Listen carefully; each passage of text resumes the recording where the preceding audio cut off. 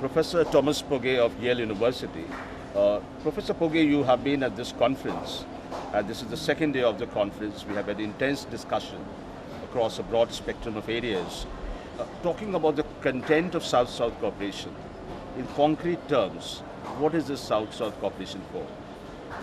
Well, that's a very good question, and a question that the people who are advocating the concept have not, I think, asked themselves sufficiently. So South-South collaboration could be a united front of the business people, of the elites of the southern countries to better promote their own business interests, both against the northern competition and also against the majority of the southern population.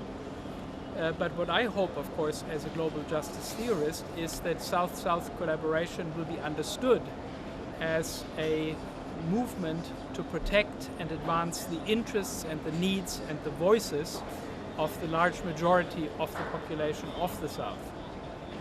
And how does your area domain expertise in global justice?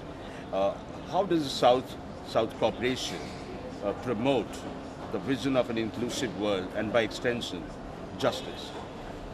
Primarily by giving the South more negotiating power. So ideally, what would happen is that the governments of the South decide better to represent the interests of their populations, to build up the expertise in collaboration with each other, and to amass the bargaining power that they need in order to better represent the majority of the world's population in these international negotiations, where you have new agreements about trade, about intellectual property rights, about global finance, global economics, and so on.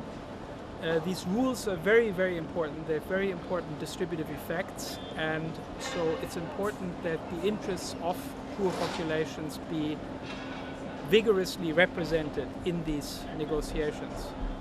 And how does the burgeoning South-South cooperation fit into the evolving process of recasting global governance architecture? Because if the South countries, the major South countries, are accommodated in the reconfigured world order, South-South cooperation gets a perceptible, is perceptibly advanced. Yeah. So that's exactly what I'm hoping for, namely that we will achieve a global order, a reconfiguration of global institutional arrangements that will better represent and defend the interests of the world's poor. So exactly as you said, that would be an important advance. Briefly, I mean, if you have to lay out a roadmap for South-South cooperation, what would that be? Well, one important aspect of it is the intellectual aspect. So we should start with a much deeper analysis of the status quo than has heretofore been achieved from a southern perspective.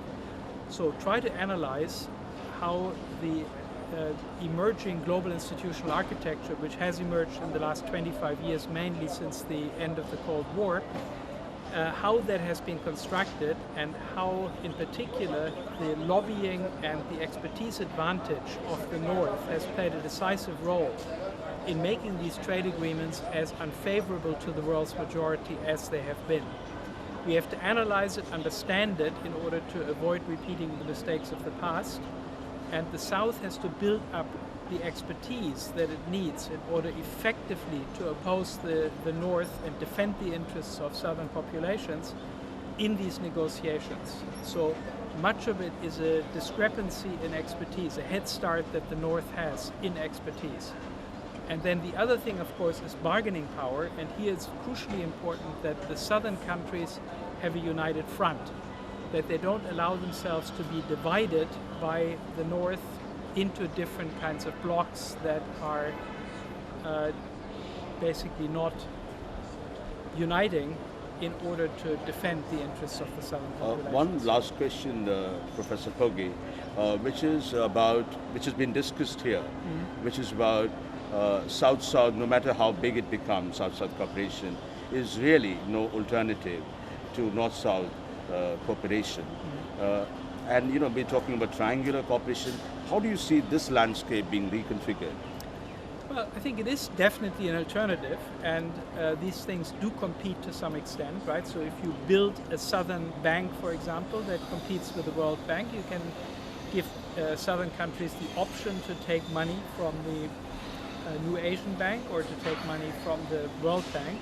So there is a competition, but of course the competition could be a good competition in raising the level on both sides, that you have better North-South cooperation thanks to the fact that South-South cooperation is now also available, and also thanks to the fact that the South is not allowing itself to be played off one southern country against the other, but rather is forming more of a united front.